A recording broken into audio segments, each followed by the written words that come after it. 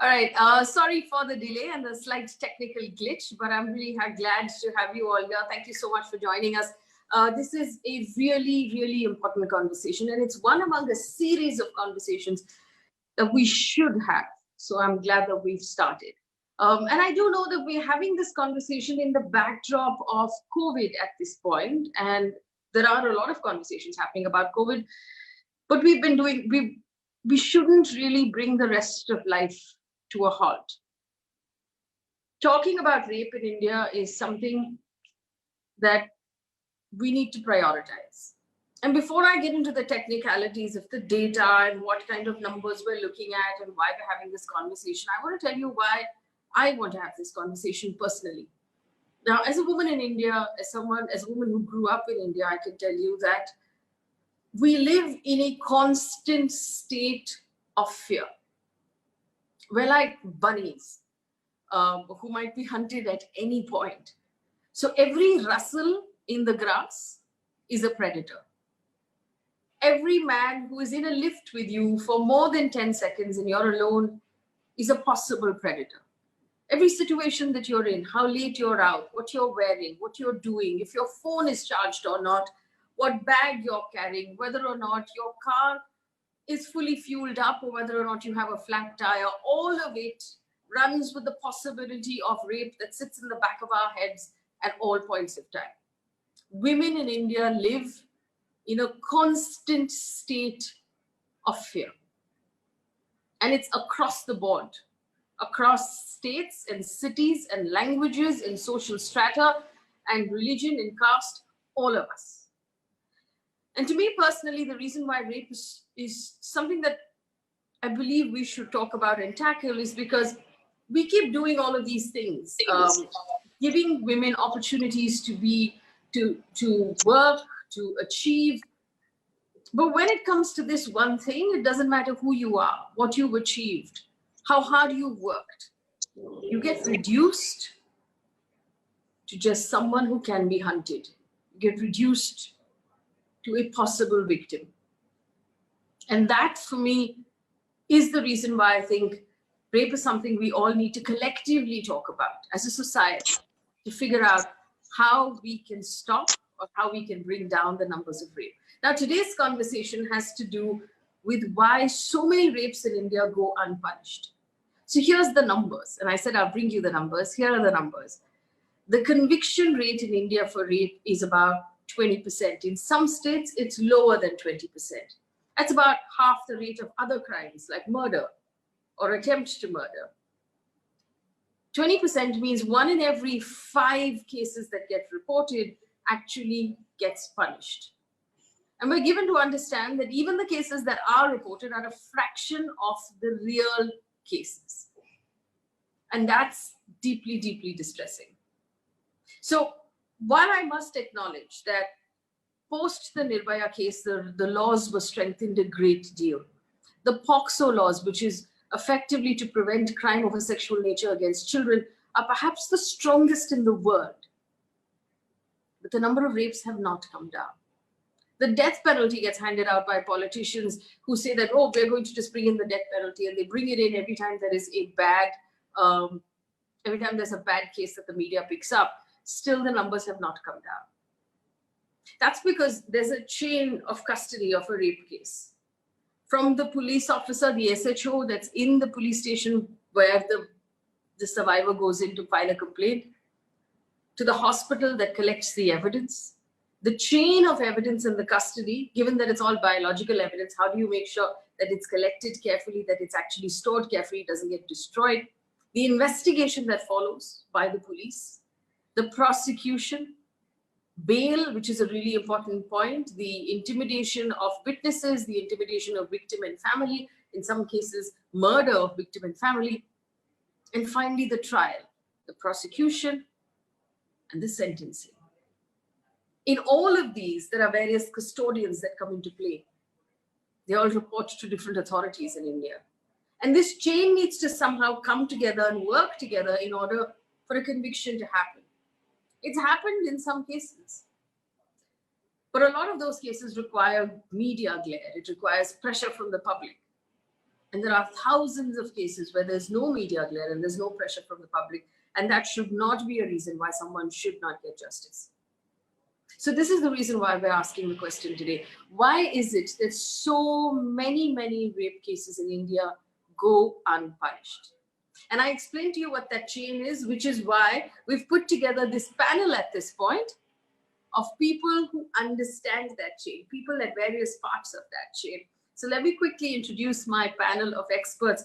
Khushi Kushalappa is a support person under POCSO. Now, she works for Enfold Protective Health Trust. It's an organization that works for the prevention of child sexual abuse and rehabilitates children who have faced sexual violence. So she's basically seen firsthand what happens when you go to the police station to file an FIR, what happens when you go to the hospital, what happens when the police come to investigate, and where the gaps are in those places. Ashok GV is an advocate partner at Factum Law. Now, he practices at the High Court in Karnataka, and he settles commercial disputes. It's a challenging job by itself, but he also pro bono lends his services to victims of sexual violence and their needs specifically before the courts. So he knows what happens during prosecution. He knows what happens to the other rights, the rights to the termination of pregnancy and other challenges that survivors face. Mr. Vikram Singh is a retired IPS officer who served as Director General of Police of the Uttar Pradesh Police, Home Guards, and the Additional Director General of the Central Industry Security Force. He is a learned voice that understands the challenges, again, that the police is facing and why investigations are challenging. And of course, the most important voice that we have at this point is the judge who joins us as well. And I'm really happy to invite him to this conversation. He is someone who will bring us the clarity of why things are not working out the way they should. Pawan Kumar is a judge. He's Secretary, East District Legal Services Authority. He's a Metropolitan Magistrate. And this is a very important voice. So I'm really happy to have all of you join us in this conversation. Remember, if you have questions, pop them into the chat window on Facebook and on Zoom if you're watching it on Zoom. All right, my first question, obviously opening the floor to Khushi. Khushi, good evening. You've seen this happen firsthand, and if we examine the chain at this point, from your experience, why do so many rapists in India go unpunished? Thanks, Faye. Nice to be here. So not being a lawyer or a doctor or an investigator or part of the child protection mechanism in the country puts me in sort of a unique position of being able to view the justice system from a relatively neutral perspective. I feel that in order to understand the gaps in rape laws, we need to view the situation through not just a legal lens, but also from a systemic and psychosocial point of view. Like you said, Indian laws have evolved over the years, and several victim centric provisions have been introduced, but reporting is extremely low. And I don't think we have any idea on the percentage of sexual crimes and rapes that actually occur and how much gets reported. And after the arduous journey of walking into a police station and reporting and going through the criminal justice system, over 75% of the cases end in acquittals. I don't think there are gaps in the laws, but there are gaps definitely in reviewing, monitoring processes, and in bringing people to book when they have not completed the investigation or the prosecution adequately. We have to bear in mind that also the increased punishments that our laws are now prescribing means that investigation and prosecution needs to be extremely airtight in order for the judge to be able to convict someone for a period of 5, 10 years or award a life imprisonment or now death penalty. We're talking about death penalty, which means that the case, the prosecution needs to be so airtight that the judge doesn't need to think twice before awarding someone death penalty. And as we all know, in sexual crimes world over, there is almost no medical evidence. There are no witnesses to these cases. And by the time the person who faces the sexual violence or the sexual assault and their family members decide to report, crucial medical evidence is lost. So So there are several gaps, but I'm going to stop here and let the others speak, and then we can just keep going back and forth. Right. Before we bring in the others, a quick question to you. There are, and this has popped up from two members of our audience who sent in advanced questions. The truth is, when it specifically when it comes to POCSO, we have noticed that a lot of the victims are of both genders. There are a lot of young boys who get abused, who get raped, and somehow culturally this is something that is not acknowledged in India. Do you believe that that may be step one to stopping a lot of the abuse? I think we need to take a step back and say that we need to have personal safety and sexuality education made mandatory in schools across the board, not just in international schools, not just in private schools, but across the board. Personal safety and sexuality education is a must. We know that children are engaging in sexual activity. There are several young people who are in our jails, not just in the juvenile justice system, but young people who are age 19 and 20 who are in our adult prisons because of being in a consensual or in a romantic case. And maybe the girl got pregnant and then it became a criminal case. And at the end of it, this young man is in jail for having been in love or having had sex with a young person. To answer your question about boys facing sexual abuse, the 2007 study, which was conducted by the Ministry of Women and Child Development, said that over 53% of Indian boys have faced some form of sexual violence or the other, which is about 4 or 5% more than what the girls said that they had faced. So out of 12,600 respondents, 53% of the boys said that they had faced some form of sexual violence, while 47% of the girls said they had faced some form of sexual violence. And if you look at reportage under POCSO Act, I think there's about 1 or 2% of cases of boys being the victims. And like you said, culturally, we expect boys to never show that they've been taken advantage of, never being in a vulnerable position. A boy cannot afford to be weak. He cannot come and talk to even his parents or his friends about being in a vulnerable position. So underreporting is generally there, and underreporting of crimes, sexual crimes against boys is very, very high. Let me also bring in Ashok. Ashok GV is an advocate right now. Ashok, you've aided a lot of victims in the pro bono work that you have done. Where do you see the gap right now? Is it the laws? Because we just had Khushi Tana say she doesn't believe the laws are weak or have gaps. It's the implementation. So where do you see that gap?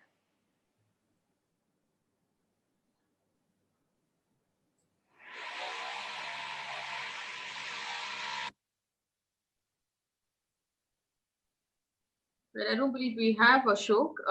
Let me just quickly move across to Pawan Kumar ji. Pawan Kumar is a judge. Pawan Kumar ji, हमारे साथ जुड़ने के लिए बहुत धन्यवाद. क्या आप बता सकते हैं कि आपने ऐसे काफी केसेस देखे होंगे कि पुलिस की इन्वेस्टिगेशन में कमी रहती है, कि हमारे कानून में कमी है, कि इम्प्लीमेंटेशन में कमी है? पवन जी.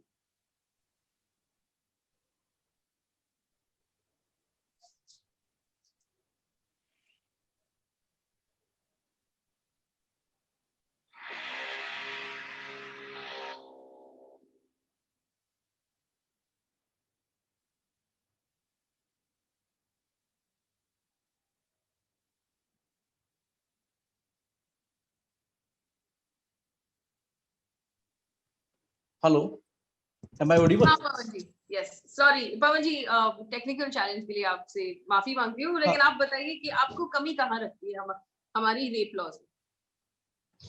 मैम, क्वेश्चन रेप लॉज में कानून में कमी का नहीं है.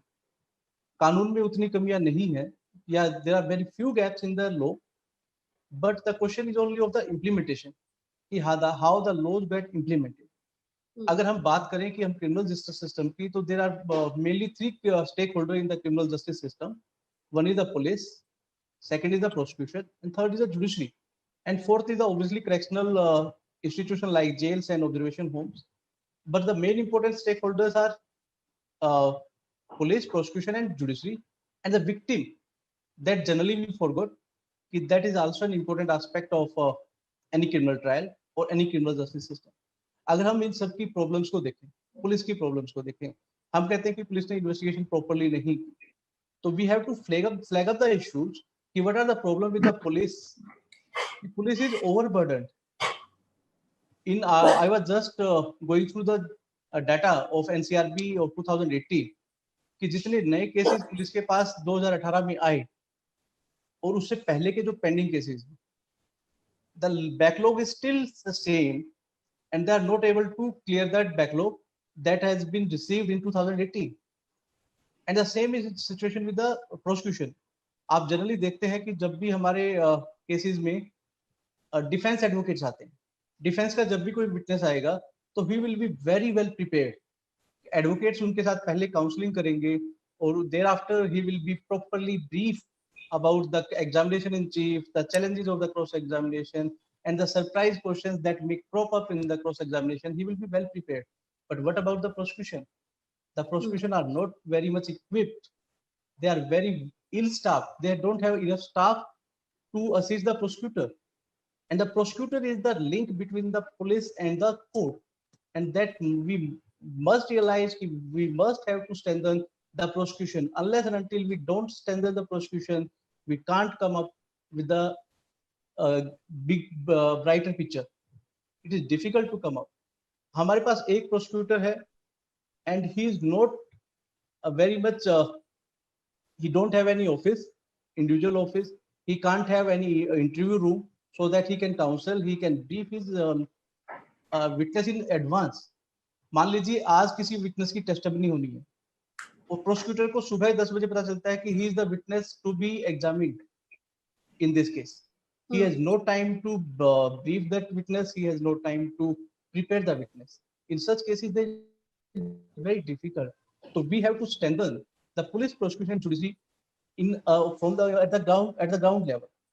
हम सिर्फ कहने से नहीं होगा कि हम जजेस का नंबर बढ़ा दें. We have fast track court का नंबर बढ़ाना is not a solution. Apart from increasing the strength of the judiciary, we have to strengthen, we have to give the appropriate staff. Most of the courts are working with one steno. So disposal is very difficult to, we have very little time. If one steno is whole time is busy in recording evidence and the daily cause list. After 5, he is not available. So we have to strengthen these institutions at the ground level.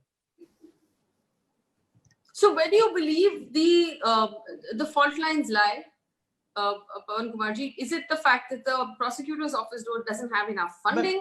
What is it? The regulations? What is it?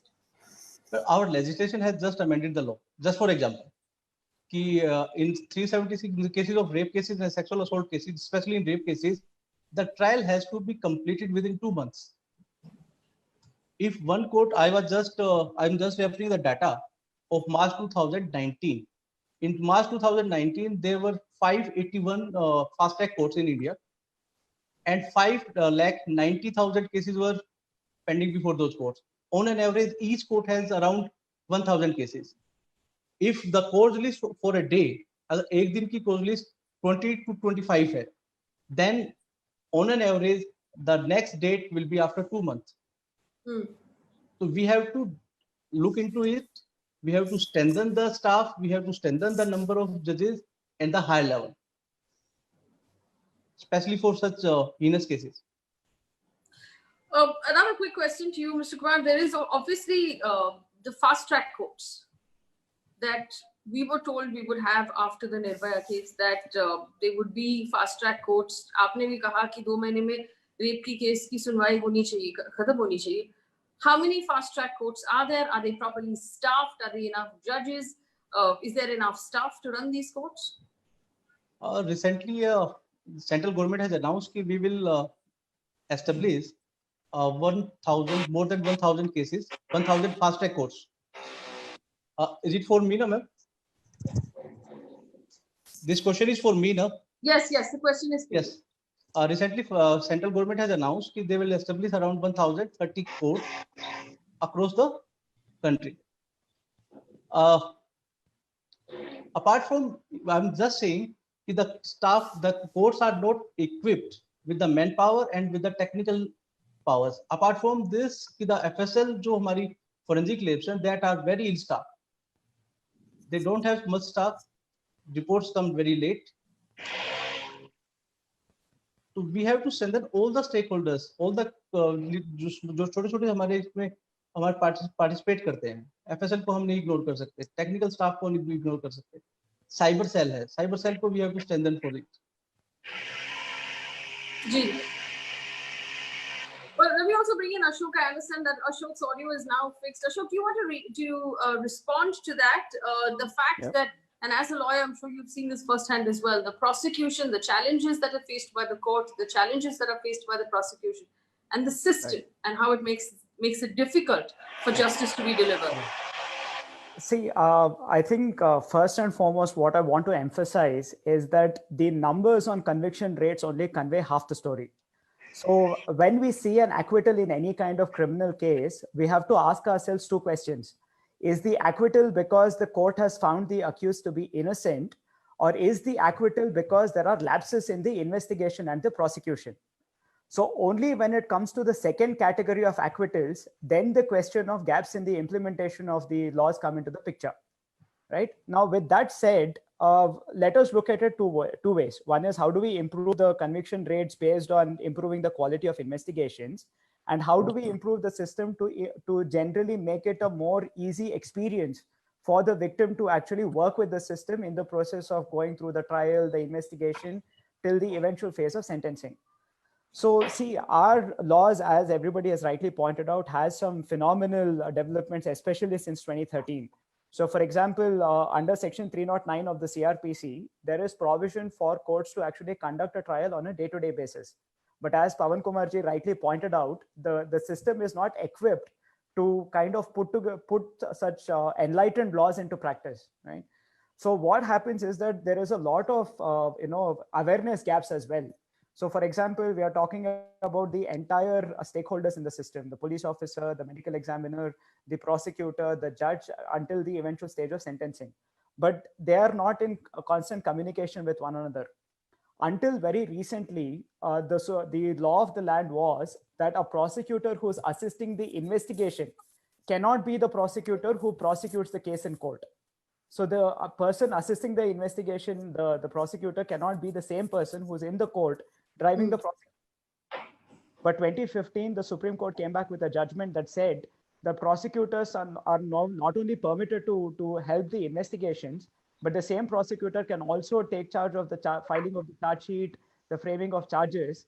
And tomorrow, if on the strength of his endorsement that the evidence is sufficient, still the court comes back with a finding that the evidence is insufficient and there is an acquittal, then the Supreme Court also said you have to identify the points of lapses and fix accountability. But fact of the matter is that the implementation of these directions by the Supreme Court has been very slow. And a lot of district court judges are still not aware that some of these pronouncements of the higher court have actually been laid down. So I think what we need to understand is that the problems on the grassroots, as Pawan Kumarji has rightly pointed out, is that our prosecutors are overworked, understaffed. They don't have enough access to computers, to case law databases, to printers, to counseling rooms where they can actually meet with the client. More often than not, when we actually go to the prosecutor on the day of the trial, he or she may not even be aware that that is the day on which the witness is to be examined, because they are that overwhelmed by the system. So I think we really need to focus on improving numbers, improving competence, improving training, improving the communication between stakeholders, so that the entire chain of custody, as you rightly pointed out, can talk to each other and work seamlessly as one team, rather than working in silos. Right, and Ashok, as a lawyer, I want to ask you this question. All of the problems that you just pointed out for prosecutors, that they don't have rooms to sit in and take meetings in, they don't have access to computers, they don't have access to case law history. What sort of talent then will the job of prosecutor attract? I mean, would a bright young lawyer who, ambitious lawyer want to take that job? So would we actually have the best minds seeking justice?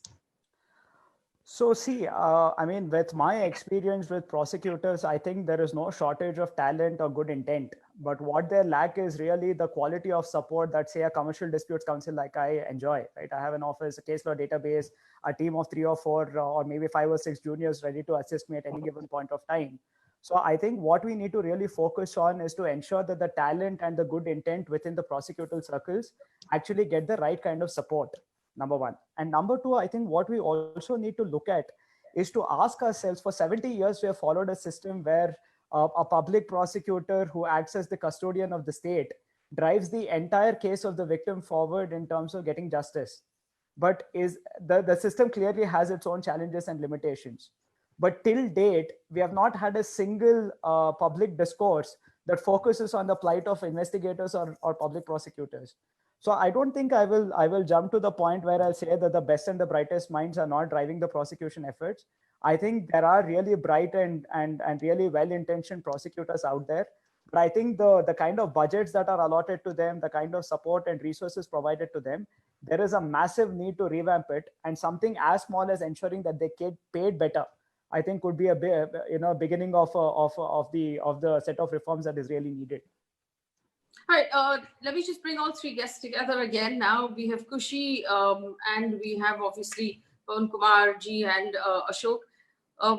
Kushi, here's the question that comes to you, specifically when it comes to children and rape.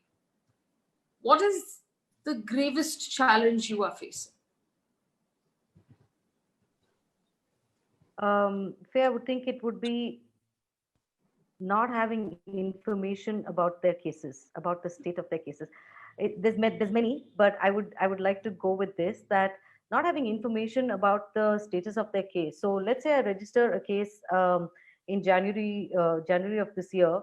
The charge sheet is supposed to be submitted by, let's say, end of February, and the trial should have begun, let's say, in the mid-March or by April. So the child's testimony, which according to POCSO Act requires to be recorded within 30 days, the child should be done with the criminal justice system, let's say by April or May latest. But as you can imagine, the delays, charge sheets are usually filed on time because the police come under a lot of slack from all quarters. So police typically submit the charge sheets within 2 months, which was earlier 3 months, has now been reduced by the amendment of in 2018. And so police do submit their charge sheets in 2 months, but eventually, by the time the court takes cognizance of the case and the trial begins and the child is called for testimony, it's a good 6, 7, 8 months. And sometimes it runs into almost a year before the child comes and gives their testimony. And in the interim period, they have no information whether the accused has got bail, whether the trial has begun, whether charges have been framed, and when the child is required to come to court. It is literally that 2 days before the child's appearance in court that they will receive summons from the police saying, you have to land up in court day after tomorrow. The child is totally unprepared for the experience and has not been given an idea of how to prepare them for the court, meet the prosecutor, for the prosecutor to understand what this child's language skills are, understanding, developmental capacity, what does the child remember of the incident. Those processes are completely sidestepped, which are very crucial because we have very little evidence, we have no witnesses, so the child's testimony becomes so important. And not having information and preparation is something that impacts the case pretty badly. And not having someone who's familiar with the system, who's guiding them through the process is another gap that I have seen. And I say this because in the cases where we have supported families from the time, even before they started reporting the case, right through till the disposal of the case, the child and the family's investment in the case and their involvement in the case is much higher, and they're able to support the prosecution much better. Thank you. That's actually really well said. And I want to take this point back to Pawan ji. Pawan ji, जब दूसरी बात होती है वो police के यहाँ पे होती है, जो इन्वेस्टिगेशन होती है. हमने ऐसे सारे केसेस पढ़े हैं, अभी मीडिया में आती है कि पुलिस ने एफआईआर दर्ज ही नहीं किया, कि पुलिस की बातचीत अक्यूज से होती है और वो फिर फैमिली मेंबर्स को भगाते हैं, वो रजिस्टर नहीं करते, उनकी बात नहीं सुनती. या कभी-कभी ऐसे भी होता है कि एविडेंस कलेक्ट करते समय गलतियां हो जाती है पुलिस से. Is there a problem with the police system, Pawan ji, in your mind? Does it take media glare and media attention for an investigation to be completed? Take, for example, the Nirbhaya case. did that happen so well because it was an example of good policing, or because there was media attention to it? Ma'am, generally, I partially agree with you, not completely. Especially in sexual assault cases, as soon as the information is given to the police act promptly. If there are any incident of rape is reported to the police, so it is very rare and in very few cases, such incident happened. They don't listen to the parents or the victim and all. After new amendments, especially after 2013, now it is mandatory for the police to register the FIR, and non-compliance attracts penal provision under Section 166A. Apart from that, there are certain now, as since I belong to DLSA, we have a scheme that is called Sampark. Every FIR of rape, POCSO, and any sexual assault is being mailed to the DLSA office, and we immediately act on it, and we appoint a legal aid counsel for the victim. As soon as we received a FIR, copy of the FIR from the police, and we have to appoint an LAC so that the help can be given to the victim, so that she can be counseled, she can be made aware about the provisions of law, procedure of law. Apart from this, since I was saying I'm just want to narrate an incident, not incident, it's an example. Since I was MM in 2012, in one of my police stations, there was no female sub-inspector. They have to call other police station so that a female officer can be engaged in the investigation of a rape cases. In such scenario, अगर आप विक्रम जी ज्यादा अच्छा बताएंगे कि police की जो strength है कि वही police officer he will be on the law and order, he the same police officer will be in the check post or on his 24-hour duty, and he has to complete the investigation also. तो पवन जी, क्या आपको ये ऐसा लगता है कि police हमारी police में ऐसी अलग अलग होनी चाहिए, दो टाइप्स की पुलिस, जो एक लॉ एंड ऑर्डर संभाल रहे हैं और एक जो इन्वेस्टिगेशन कर रहे हैं? एग्जैक्टली मैम, ताकि स्पेशलाइजेशन बिल्ड हो सकता है. I was just coming to that point ji, कि हम पिछले जब से हमने एसए लिखने स्टार्ट किए, हम लॉ में थे, ग्रेजुएशन में भी थे, जब भी हम क्रिमिनल जस्टिस सिस्टम पे लिखते थे, this was one of the point कि there should be bifurcation of the police in law and order and investigation. There must be some expert investigation team. In Delhi, they have started this pilot project in some police station. They have made a different wing of the investigation, but only on paper so far, not completely in execution. This is one of the important aspect that we should do, not only for the rape cases, but for other cases also. I will push this envelope a little further. So, जैसे आप बाहर देखेंगे तो in most other countries, the investigation of sexual offences, उनकी मतलब investigators completely अलग होती है, because उनका वो expertise build होता है. So, do you believe that we have the manpower? Do we have the staff to be able to set aside a team in our police offices, in our police stations? At least on behalf of police officer, I can say this: our police stations are 50% of their requisite strength. जी, अगर उनको 100 लोग चाहिए तो उनके 50 लोग ही हैं. अगर इतना अंडरमैन स्टाफ है, इस तरह से अगर हम पुलिस को स्ट्रेंथन करना चाहते हैं, तो पुलिस रिफॉर्म की जरूरत है, पुलिस की स्ट्रेंथ बढ़ाने की जरूरत है. कि अगर हम पिछले टाइम से देखें कि हमारी पॉपुलेशन कितनी ग्रो हो गई, क्या उसके अकॉर्डिंग हमने पुलिस के नंबर को स्ट्रेंथन किया, पुलिस का नंबर बढ़ाया, क्या हमने उनको एक्सपर्टाइज दी, क्या हमारे जो पुलिस ऑफिसर्स आते हैं उनको हम एक proper training for some specific crimes, क्या हम उनको दे पाते हैं? तो we need to look into it.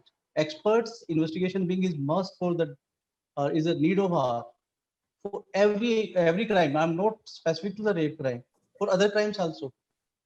कि our conviction rate is I agree, the conviction rate if murder is 40%, then conviction rate of rape is 27% in India.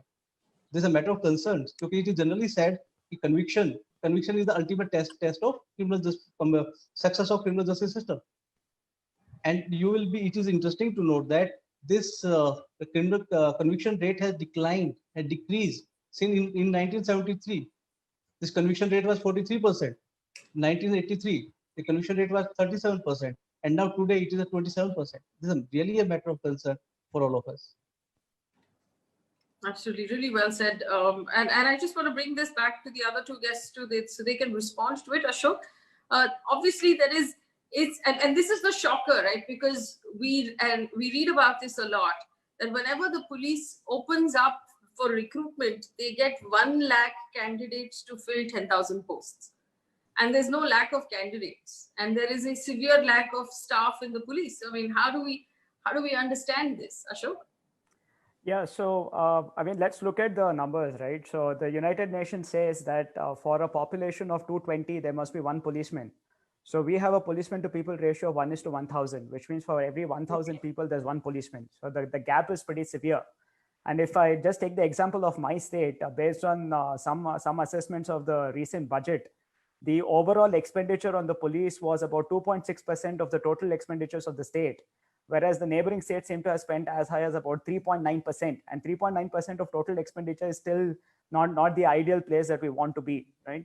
So just in terms of the kind of leeway this provides for policemen to be creative, I think this kind of working hours, these kind of working conditions kind of stifles their ability to develop the expertise to really investigate some of these very sensitive crimes.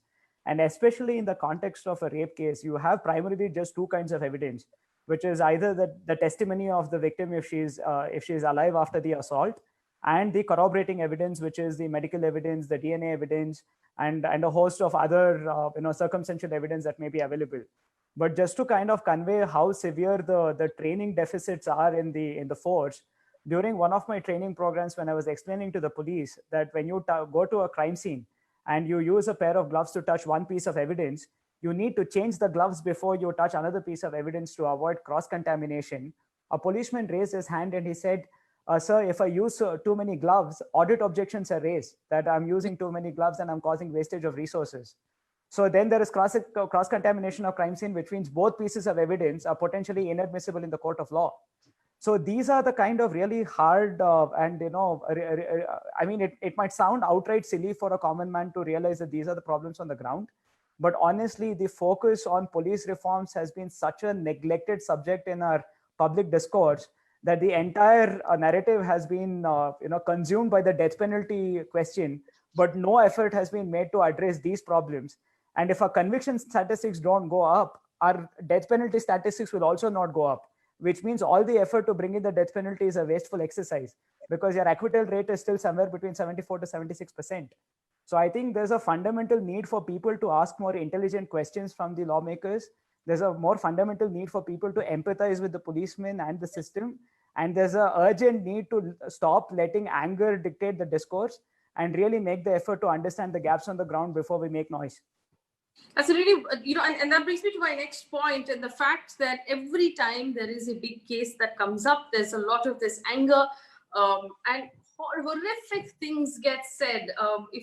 Social media, unfortunately, has now created that environment where people start saying, "Oh, these people should be hanged, they should be lynched, they should be," this is so much bloodlust, and as a result, we have cases like the one we saw in Hyderabad, where the police just took the accused. Barely accused, had just been arrested, took them out to the crime scene and just shot them. And it was again something that was met with great fanfare, which again is really concerning. So this is my question to the entire panel, and I'll start, with Khushi. Do you believe that this asking for the death penalty, and we have, like I said at the beginning, politicians make these big announcements, that death penalty for rapists of so and so, such and such, and they pass it, and it's quick, easy work for a politician, as opposed to doing all of the work that Pawanji and Ashok have talked about: the police reforms, the budgeting, actual training and resources. Is this just an easy way to make the problem go away for the time being? Given that over 80% of the offenders are known people and over 60% of the offenders are family members, can you imagine the amount of pressure on someone who comes forward and reports? The offender, the offender's associates, the victim's family members all exert tremendous pressure on the victim to take the case back when they realize that the punishments are high. And when I say high, when they realize it's like 5 years, 10 years, 20 years, that's enough for the victim to face tremendous pressure to turn hostile or take the case back. And when you talk about death penalty, can you imagine a victim standing up against a person in court and giving a testimony that's valid enough to uphold a conviction? Almost impossible. So increased punishments are not the way to go. And I think there are several movements across the country to say that increased punishments are not the way to go, but quick closure of trials quickly and the families being supported through the process is what is much more important, and having a conviction is more important in a timely manner rather than increased punishments. Also, this this idea of the fact that if we have swift justice and we have a death penalty, then that will also function as a deterrent. Do you believe that that is a deterrent? I don't know if the average person who's committing these crimes even knows these things. They are just committing the crimes.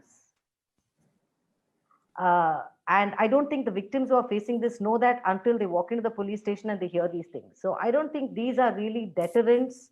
And I don't think countries that have very high punishments have no crimes. There are crimes happening in countries that have had death penalty. In fact, many countries are taking death penalty away because they see that it's impacting reportage and eventual investigation.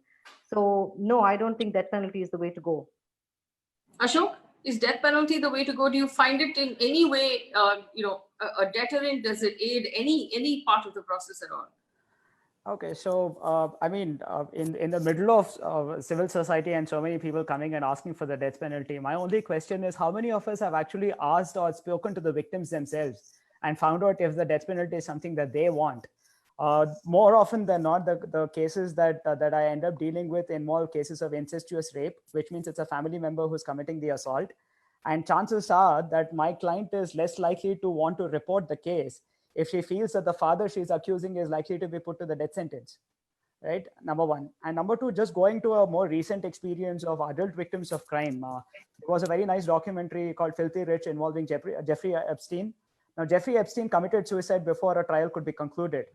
And one of the underlining common themes of all the victims who testified in the documentary was that they felt that somewhere closure was denied to them because the man got off too quick and there was no effort at the community acknowledging the crimes he had committed. So I think if we truly want to become victim rights advocates, I think first and foremost, we need to take our personal emotions out of the subject and really ask ourselves, what does the vast majority of rape victims really want? And what they want is for the victimization to stop. What they want is some kind of an acknowledgement from the justice system that a wrong has been committed to them. And what they want is some kind of accountability, which need not necessarily be the death penalty. And going back to my earlier point, before we hand out the death penalty, we still need to get a declaration from the court that he's guilty of the crime. And our success rate at getting the declaration is somewhere between 24 to 27%, which means 73 to 74% of the cases, we are not even getting a declaration that he is guilty, which means the possibility of a death sentence alone, we can't even send him to prison. So where is the deterrence that we are looking to achieve if the acquittal rate is going to be so high? And last point that I want to make is that all this effort at the death penalty, I think completely ignores the criminology around the subject. The works of the Federal Bureau of Investigation, the Behavioral Sciences Unit, psychologists like Nicholas Groth, what it seems to suggest is that the rapist is not some kind of a person who is unconscious to the realities around him, which means if he foresees the possibility of the death sentence, there is also a greater chance that he is going to murder the victim, whereas previously he might have left the victim alive. So, and if I'm not mistaken, some of the statistics also suggest that after the introduction of the death penalty, the amount of homicides and murder in rape cases also increases. So I think somewhere we need to be really. You're saying, one second, just to break that down for our audience, you're basically saying that once the death sentence got introduced for rape, there was a larger number of people who murdered their victims after raping them, out of fear that she will identify him and he would then face the death penalty. So there is a strong correlative indication to that effect.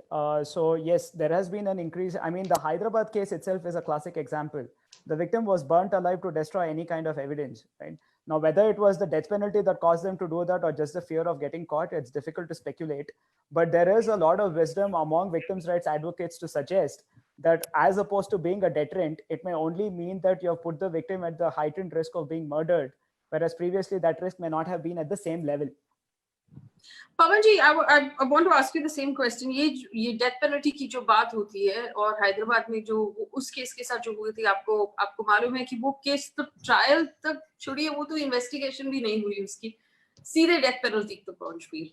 Ma'am, I agree with you. The Hyderabad case is a classic example in an unfortunate incident. Unfortunate incident, the victim was murdered after rape, and the other unfortunate aspect is the accused were encountered.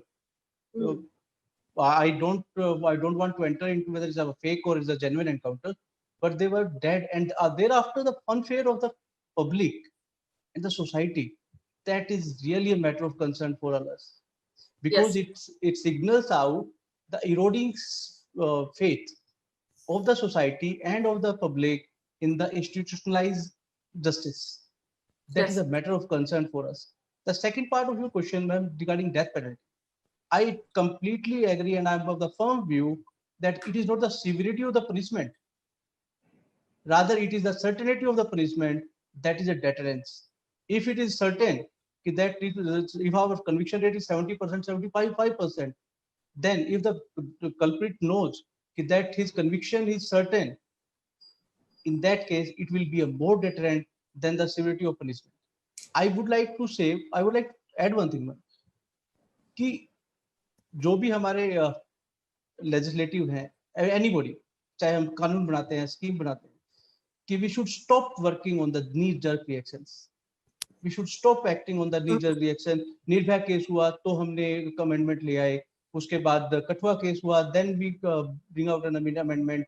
At least before coming to the legislative part, we should consult from top to bottom. At least we should ask कि what is the condition of what is the situation on the ground. But I think when we are sitting in the AC rooms and we decide what should be the law without long deliberations, without large perspective, that is very dangerous for the country. पवन जी, क्या आपको लगता है कि executive और judiciary के बीच में ऐसे committees बिठाई जानी चाहिए कि जहां पे they are actually getting response from the ground? मैं चलो आप जस्ट फॉर एग्जांपल कि हम बात करते हैं, हम स्कीम बनाते हैं कि डिस्पोजल, स्पीडी जस्टिस कैसे हो सकता है ji. At least we should discuss the district जज कि डिस्ट्रिक्ट लेवल पे सबऑर्डिनेट जुडिशरी में क्या क्या प्रॉब्लम्स है, how can we enhance the rate of disposal. The same manner, when we make the law, at least we should consult the civil activist group, NGOs and other groups. ये कोई एक incident के base पे we should not make the laws. अब मैं आपको थोड़ी सी anomaly है पोक्सो एक्ट में. In POXO Act, if boy and girl are married and the boy is major and the girl is minor, I take it the girl is 16-year-old. After marriage, they have consummated the marriage and the girl got pregnant. क्योंकि आप मान के चलिए कि इस तरह की incident है जो हमारे लोअर स्टेटा है, लो सोशो इकोनॉमिक ग्रुप है, वहां पे बहुत ज्यादा हो रहे हैं. अगर 17 साल की बच्ची हॉस्पिटल में प्रेगनेंसी के बाद जाती है and the hospital asks for the age, and if she tells कि my age is 17 years and I am pregnant, and as per the POXO Act, it is mandatory for the hospital authority to report to the police. अगर इस तरह के incident बढ़ गई तो उसका consequences क्या होंगे? उसका सबसे पहला consequence we have to keep in mind कि child marriages are not void in India. Marriages are only illegal. अगर कोई चाइल्ड मैरिज है तो मैरिज वॉइड नहीं है, that is merely voidable in the Hindu marriage act. Child is valid, everything is fine, the moment she enters the hospital and tells her age, it is mandatory for the hospital to report to the police station, and these things are coming on the ground में. अगर उसको hospital से अगर वो उसको report करते हैं, उसका रिजल्ट ये होगा कि अगर उसको पब्लिसिटी मिलती है, the girls with the pregnant girls of the minor age, they will stop coming to the hospital and they will opt for the home treatment like dye and others. For anybody who is in the help of the affair to make the law, at least stop working on the knee-jerk reactions. Kushiji, I want you to comment on this as well, because you also said something to this effect when we were talking. You said that there is a gray area here when, there are underage people who either fall in love and have sex, or like the judge is saying, where there's an underage couple still 16 or 17. Yeah, so in one of our cases, we had a 19-year-old boy who was in a consensual relationship with a 17-year-old girl, and the girl happened to be pregnant. She did have her termination of pregnancy, and the product of conception, or the fetus, was sent to the DNA center for testing, and it came. It linked the so-called accused in this case to the crime, and this 19-year-old boy was sent away for life imprisonment. He had just turned beyond 18 when the case got registered. So by the time he was 19, he was awarded life imprisonment for being in a consensual relationship with a young girl. I know that the lawmakers and people across the country are talking about looking at amending, or beginning to talk about amending POCSO Act to bring the close-in age consensual or romantic cases, at least not criminalize consensual adolescent sexuality. So that's something that people are working on. But I don't think culturally India is ready to accept that our young people are having sex.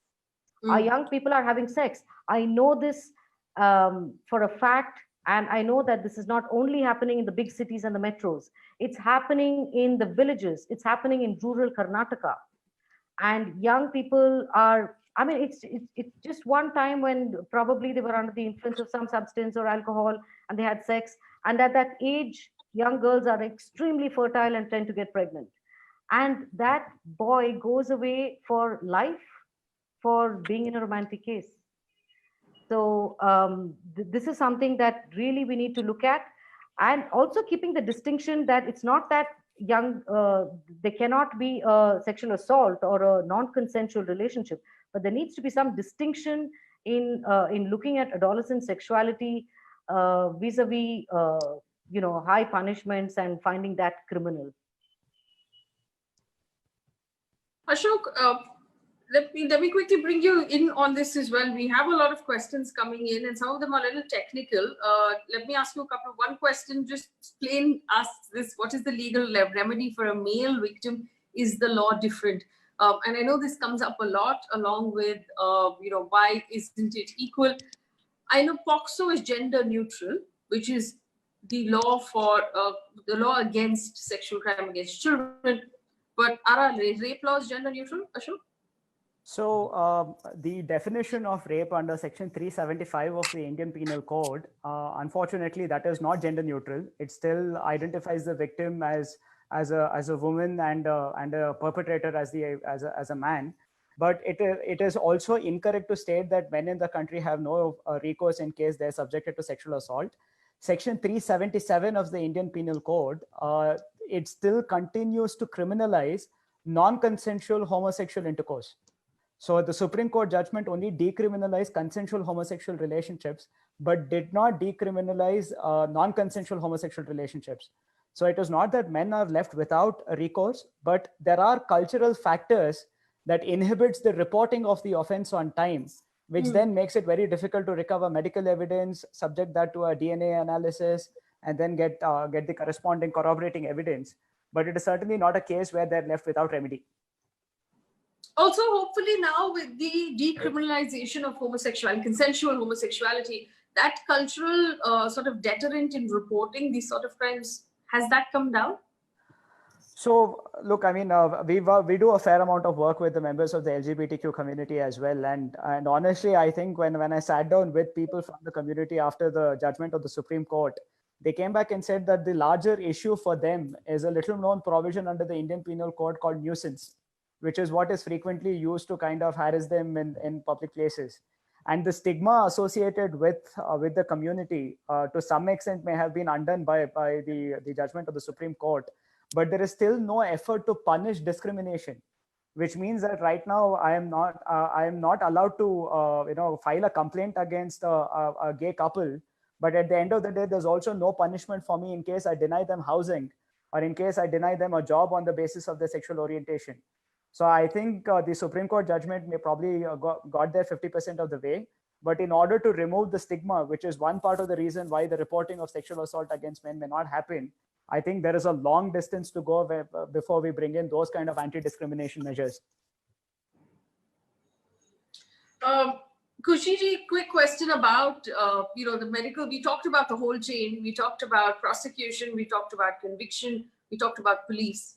But there's one piece of this puzzle, which is the health or the medical, investigators or the evidence that is collected in a hospital. Victims of crimes of a sexual nature have to be sent to a government hospital, which collects what is called the rape kit, the biological evidence of forced entry and of rape. Where are the gaps in that system? Is it true still that the victim almost has to relive the entire crime because it's so horrific? Yeah, so typically when the police receive a case and they accompany the victim to a medical facility, usually they're taken to either the labor ward or to the emergency or the casualty. So for a traumatized person who's already, disturbed by the experience of being in the police station and then probably traveling by the police jeep and landing up at a facility, at a health facility, and then being taken to casualty, the first hit itself is pretty strong. And when it's a child, the child and the parent is taken to the labor ward or taken to the emergency. The whole thing is, the whole experience is scary. And there are provisions that the following 2013, where the central government set up these one-stop centers, which are called Saki centers across the country. Now, the Saki centers are run by the Ministry of Women and Child Development, while the hospitals, the government facilities are under the Ministry of Health and Family Welfare. There is not much coordination between these two. So while we do have a Saki center, which is pretty well staffed, it's a fairly safe-ish environment. There is an entire team that's there. The cases don't get directed there. The cases go directly to the labor ward or to emergency because the doctors on call are there. There is no doctor who's present at the Saki center. And the doctors in any government facility are extremely overstretched. You can imagine in either a district level hospital or a taluk level hospital, or even at the city level hospitals, the people, the medical staff, especially gynecologists and obstetricians, are stretched beyond imagination. It's not like they're sitting around and they're refusing sexual violence cases. They just don't have the bandwidth because it's either saving the life of a high-risk pregnancy or responding to a victim who is reporting a sexual crime. So they have to take that really tough call doing that. And it's a tedious process. There is lack of dignity in the manner in which a victim of sexual violence is received in hospitals. And the police prefer to go to a government facility. It's not that the law dictates that they have to go only to a government facility, but the police prefer to go to a government facility because the doctors from private hospitals may not land up as witnesses during trial. While a government doctor is almost definitely mandated, they will land up. Whatever happens, they will come. I'm going to stop here. I'm sure others have more. What are the solutions to this problem? I think one would be coordination and ensuring that these Saki centers are utilized for what they were set up for. Huge budgets. I don't know numbers, but when the Nirbhaya Fund was set up, I think there was close to 600 crore rupees that were set aside for the one-stop centers across the country. Some states have set it up. Some of them are just set up. There is a board there. It's not functioning the way it should. So just getting some of these systems working and getting them, getting people pushing these things is what makes a difference. I think we've sounded really, really negative through this entire discussion, but what I have seen in our own experience that me and some of the colleagues who work very closely with the system have found is that when we push the system, it's not that it doesn't respond. There are things, there have been improvements, there have been changes. So one case at a time, we've been able to make a small impact and a small dent in order to sensitize that person who's responding to this person who has faced a sexual violence. So there are ways, there are people who matters can be escalated, but we need to take trouble to escalate the matter. We just get caught up in our day-to-day activities and we don't do this. We don't do this. Ashok, questions are also coming in at this point for the forensics, and forensics is a big part of the investigation, the handling of evidence. We know that cases go on now for decades. While they need to be wrapped up in 2 months, there are appeals and then further appeals and further appeals. How important is forensics and handling of evidence, and how well do we manage to do it? Excellent question. I think I've had some pretty bitter experiences with forensic evidence being grossly misleading. So I think I would love to answer this. So there are two facets of this problem, right? So let's look at it from the point of view of the policeman and the point of origin of the forensic evidence. Now, a rape victim is taken to a medical examiner's office. There is a medical examination undertaken. A vaginal swab is collected and then handed to the police. Now, the policeman then hands over the sample to the forensic science laboratory. At that point of time,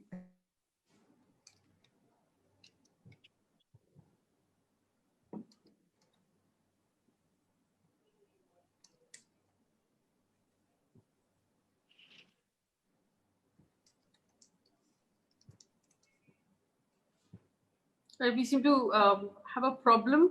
Sorry, we seem to have a problem with that connection. Unfortunately, given where we are right now, internet dependent. Ashok, okay, great. Yeah. We lost you at that point of time. Sorry about that. At that point of time, when the policeman has the vaginal swab, if he neglects to mention chemical and only asks for biological screening, the FSL report is going to come back and say no biological material found, and the accused counsel is going to have a gala time trying to destroy the case of the prosecution. Now, what does this translate to in timelines? So we have a case where the matter has been reported last September. A product of conception has been collected and sent to the FSL. We are in the month of June 2020, and I still don't have the DNA report with me. Now, assuming the DNA report comes probably 2-3 months down the line, and the policeman then realizes that he should have asked for the swab to be also tested for spermicide, which is a chemical screening, it is a further delay of another 6 months. Right? So just in terms of ensuring that the policeman knows what to ask for from the FSL itself can become a very significant challenge. Number two is the capacity of the FSL itself. There are not enough number of scientists. There are not enough number of FSLs, which means on an average, in my cases, DNA reports have taken in excess of 18 months from the point the sample is given before the report actually comes out.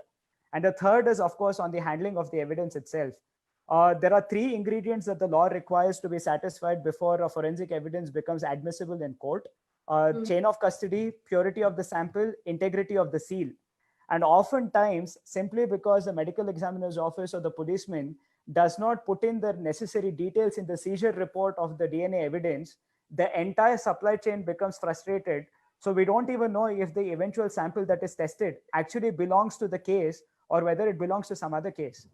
So there is a massive requirement to bring in specialized crime scene investigation, specialized forensic science investigators, train the policemen, train the medical examiners, train the FSL scientists on how to write the reports. Because I think unless that kind of investment into capacity building happens, forensic evidence can have the exact opposite effect. It can in fact mislead the direction of the case altogether. All right, so we're coming back to the same thing. Everybody is basically coming back to the same thing. We need to be able to invest money, funds, allocations from our government, first of all. Secondly, manpower or workforce, because a lot of this manpower needs to be women constables and women officers. We need to be able to provide the resources, the training, the sensitivity, and the elbow room to all of the people in those, all stakeholders to be able to do justice to these cases. And let's also remember, I want to ask this question of Pawan Kumar ji. Pawan Kumar ji, ये जो आप prosecutor के बारे में जो आप बात कर रहे थे, और ये prosecutor obviously उनकी workload जो होगी, various cases जो होगी, there will be different, there's a different set of pressures that will come on them based on whichever cases they're handling.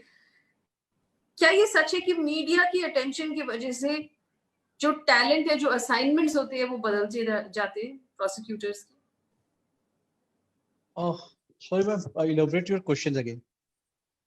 No, my question is this: does the media attention on a particular case change the talent assigned to that case in terms of prosecution, in terms of police? अगर media attention ना हो, तो फिर क्या assignments में फर्क होती है? देखिए ma'am, media obviously, if the case is high profile, obviously the some other prosecution may be rope in, some amicus may be appointed, just as in Nirbhaya case. Uh, this is true. The media plays a positive as well as negative role. In any case, we talk a lot about media trials.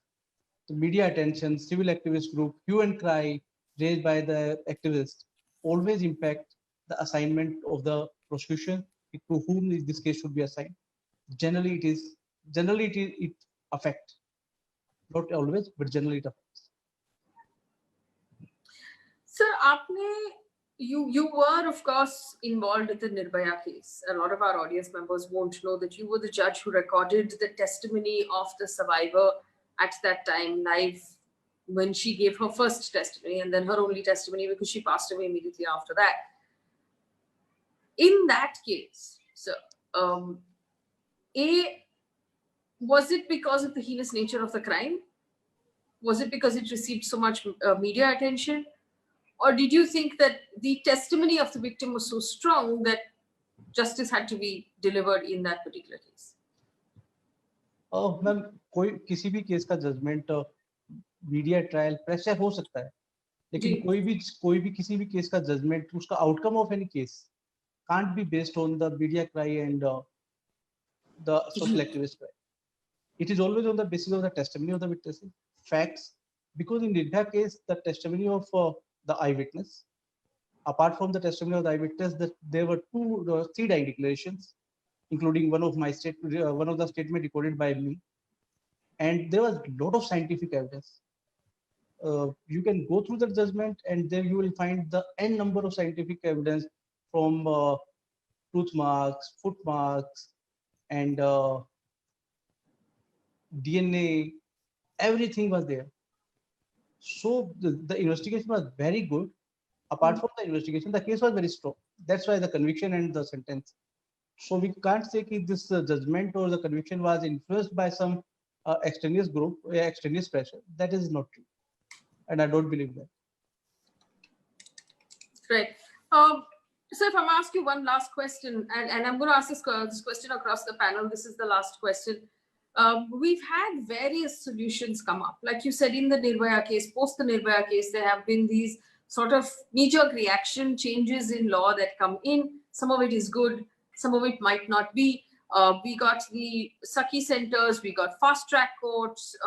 We've had rules about the fact that zero FIRs must be registered, that police must take down the case or there will be punishment for the police themselves.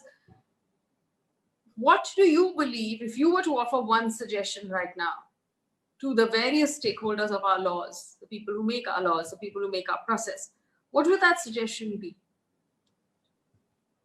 Ma'am, I think we have to give assurance to the victim, or we have to give support to the witness. We have to raise confidence of the victim. If that law is with you, we will protect you. Generally, ma'am, the main reason of acquittal, if you believe, I just quote NRCB data, कि only 2% of the offender are stranger. Only 2%, ma'am. 98% are acquitted. In the same data, it was clearly said that 41 cases of consensual sex have been criminalized by the family. 41% of the rape cases have been criminalized by the family members, and the same was the consensual sex. 23% of the cases are promised to marry.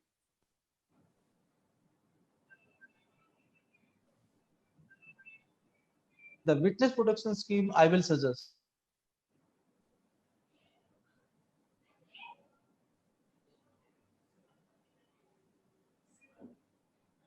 Okay, there seems to be a problem with that connection, but we will try and go back to Pawan Kumarji. Ashok, what's your one suggestion to lawmakers and the people who write up the process in our country to improve this conviction rate and to improve the process of those actually working on the ground?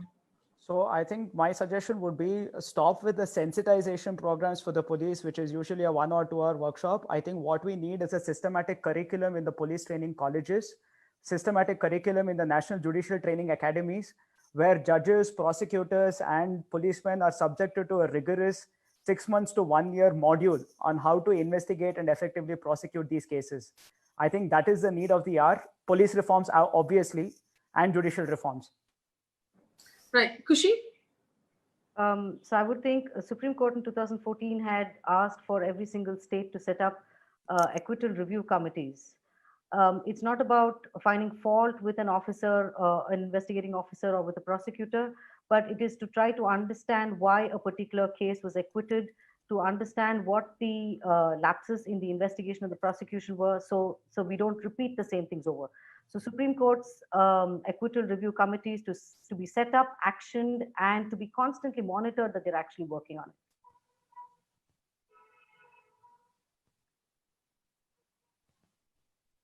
Right.